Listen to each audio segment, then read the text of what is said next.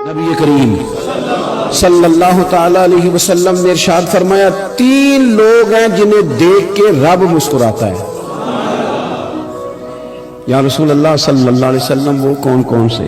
تو محبوب فرمانے لگے ایک وہ بندہ ساری مخلوق سوئی ہے، آدھی رات ہے، رات کا پچھلا پہر ہے، اس نے اٹھ کے وضو کر لیا، مصلی پہ کھڑا ہو گیا خدا کی یاد میں، فرمایا اسے دیکھ کے رب مسکراتا ہے جو اس کی شان کے لائق ہے۔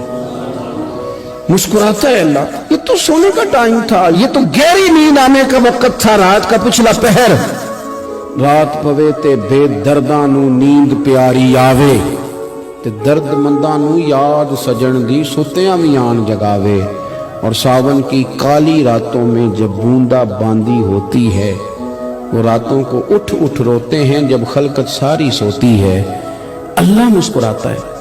اور سننا میرے بھائی، میرے نبی پاک صلی اللہ تعالی علیہ وسلم فرماتے ہیں جب مسلمان نماز کے لیے صفیں بناتے ہیں نا، ترتیب لگ رہی ہوتی ہے، اب اللہ کی بارگاہ میں کھڑے ہوں گے، قیام کریں گے، رکوع کریں گے، سجود کریں گے، فرمایا جب مومن صفیں بناتے ہیں تو رب دیکھ کے مسکراتا ہے، مسکراتا ہے۔ کمال ہو گئے عروج بندگی کا، جب بندے کو دیکھ کے رب مسکرائے، خدا بندے سے خود پوچھے بتا تیری رضا کیا ہے، مسکراتا ہے۔ اور میرے نبی پاک علیہ السلام فرماتے ہیں جب مجاہد جہاد کے لیے صفیں سیدھی کرتے، آج تو یہ رب کے نام پہ مرنے ہی آ گئے، یہ صفوں میں کھڑے ہوں گے، ترتیب سے لڑیں گے، ترتیب سے گلا کاٹیں گے کافروں کا یا شہادت لیں گے۔ فرمایا جب جہاد کے لوگ صفیں بناتے ہیں تو رب انہیں دیکھ کے مسکراتا ہے۔ کتنے نصیبوں والا وہ بندہ ہے جسے دیکھ کے مسکرا دیا۔ او یار کبھی تیرا بیٹا تیرے سامنے مسکرائے نا چھوٹا، تو تیرا دل باغ باغ ہو جاتا ہے۔ تیری ماں بیمار کسی ایک دن صحیح طرح ہنس پڑے تو طبیعت خوش ہو جاتی۔ مجھے بتاؤ نا جس کا رب بھی اسے دیکھ کے ہنس پڑے، جو اس کی شان کے لائق ہے، کیا اس بندے کے نصیبیں ہیں، کیا اس کے مقدر ہیں۔ او یار رات کو توبہ کر کے سونا چاہیے ہمیں۔ کچھ غلطیاں ہم کرنا نہیں چاہتے پر ہم سے ہو جاتی ہیں، کچھ دل ہم توڑنا نہیں چاہتے پر وہ ٹوٹ جاتے ہیں، ہماری مجبوری ہوتی ہے ٹوٹ جاتے۔ رات کو اس کی بارگاہ میں ہاتھ باندھ کے کشکول طلب دراز کر کے خوب استغفار پڑھنا چاہیے کہ مالک بندے ہیں نا کیا کریں، نفس کا ساتھ ہے، دنیا کا ساتھ ہے، خواہشات نفسانیہ، مالک معاف کر دے، درد سے توبہ، رسم نہ ہو، کہانی نہ ہو، لفظ نہ ہو، جملے نہ ہو، اور جناب ایسے لوگوں کے بیچ بڑے ہاتھ باندھ کے اور بڑا کوئی ضرورت نہیں، آپ اکیلے اپنی چارپائی پہ بستر کے اندر منہ دے کے بھی درد سے کہیں گے نا معاف کر دے تو وہ تو مہربانی بڑا ہے۔ میرے نبی پاک صلی اللہ علیہ وسلم مثال دیتے ہیں، فرمایا ایک آدمی صحرا میں جا رہا، صحابہ سے حضور خطاب کر رہے ہیں، فرمایا ایک آدمی صحرا میں جا رہا تھا، اس نے اپنی اونٹنی پہ کھانا پانی پیسے ہر چیز رکھی ہوئی تھی، صحرا تھا بہت بڑا، درمیان صحرا کے گیا تو تھوڑا سا سستانے کے لیے آرام کرنے کے لیے اونٹنی سے نیچے اترا، اب اس نے اونٹنی کی لگام اونٹنی کی نکیل اپنے سرہانے کے نیچے رکھی، ہاتھ کے ساتھ پکڑی اور سو گیا۔ تھوڑی ہی دیر کے بعد جب اس کی آنکھ کھلی تو دیکھا اونٹنی غائب ہے۔ صحرا میں وہ پیدل نہ آگے جا سکتا ہے نہ پیچھے جا سکتا ہے، نہ دائیں نہ بائیں، کھانے کو روٹی نہیں، پینے کو پانی کا قطرہ نہیں، تھوڑا ادھر بھاگا ادھر بھاگا، تھک گیا۔ کریم محبوب فرماتے ہیں وہ پوری طرح نڈھال ہو گیا اور مایوس ہو گیا، معاذ اللہ، مایوس ہو کے دوبارہ اسی جگہ آ کے لیٹ گیا جہاں پہلے لیٹا تھا، انتظار کرنے لگا کہ اب موت ہی آئے گی، آخری وقت ہے، نہ میں پیدل یہ صحرا کراس کر سکتا ہوں، نہ پیچھے جا سکتا ہوں، نہ کھانا ہے نہ پانی ہے، سوائے موت کے کوئی سہارا نہیں۔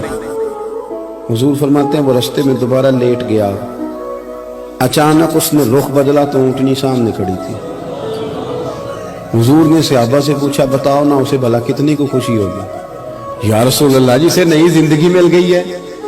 آپ دیکھیں نا سارے ڈاکٹروں نے کہہ دیا کہ اس کے تو گردے معدہ جگر ہر چیز ختم ہے، گھر لے جاؤ خدمت کرو، ہر طرف پریشانی ہے۔ وہ بندہ بھی سمجھ گیا ہے کہ آخری وقت آ گیا، کل جاؤں پرسوں جاؤں، تیاری ہو گئی، سب لوگ آ گئے، باہر والے بھی آ گئے، یہ ماحول ایک عجیب رنگ اختیار کر گیا۔ اچانک ایک ڈاکٹر نے آ کے کہا نہیں نہیں غلطی لگ گئی تھی۔